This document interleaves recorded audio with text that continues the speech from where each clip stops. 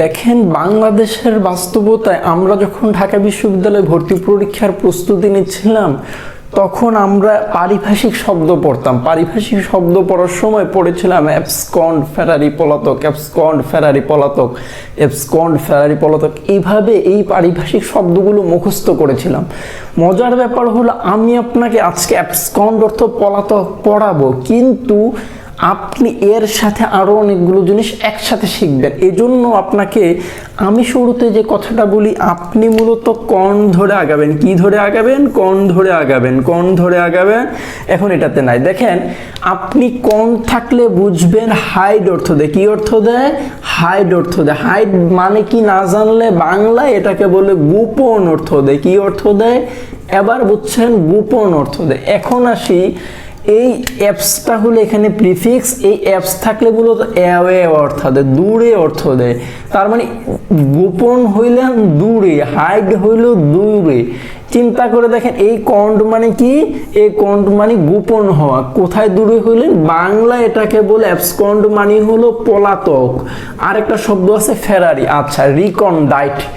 তার মানে আমাকে এই কন্ড বলছে পলাতক অর্থ দিবে আইটি, এটা সাফিক্স, এইটার কোনো অর্থ হয় না। যেমন আমি যদি বলি ঢাকাইয়া পোলা, ঢাকা যোগ ভেঙে লিখি, একটু একটু দেখাই, ঢাকাইয়া।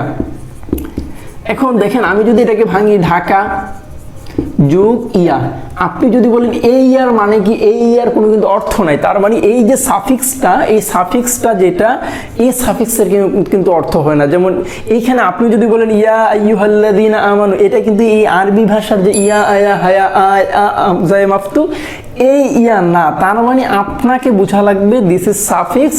এটা হলো মূলত বাংলা ভাষায় সম্বোধন কারক, যেটা এটাকে মূলত এখানে বলা হয়েছে। এটা মূলত এই সম্বোধন কারক কিংবা অনন্যই অব্যয়ের সাথে মেলানো যেতে পারে। আমরা মূলত এই সাফিক্সটা নিয়ে কথা বলছি না এখন পর্যন্ত।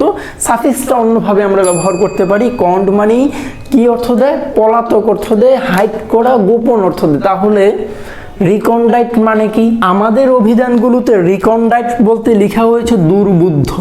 তার মানে যে জিনিসটা সহজে বোঝা যায় না, বোধগম্য নয়, গোপন, এটাকে বলে রিকন্ডাইট।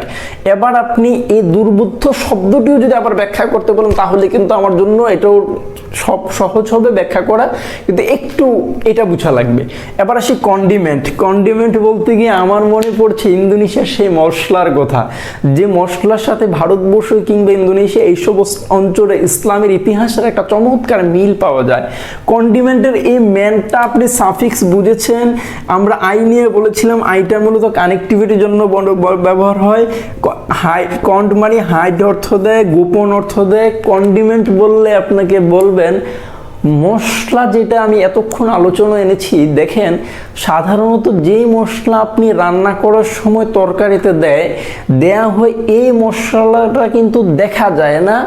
তার মানে এটা যদি গোপন থাকে, এই যে গোপন জিনিসটা, এইটাকে মূলত, এই মশলাটাকে মূলত কন্ডিমেন্ট বলে। বুঝা গেছে? আমাদের বাংলা একাডেমির অভিধানে বলা হয়েছে খাদ্যকে সুস্বাদু করার যে দ্রব্য, গুঁড়া মশলা সমূহ, এগুলিকে মূলত কন্ডিমেন্ট বলে।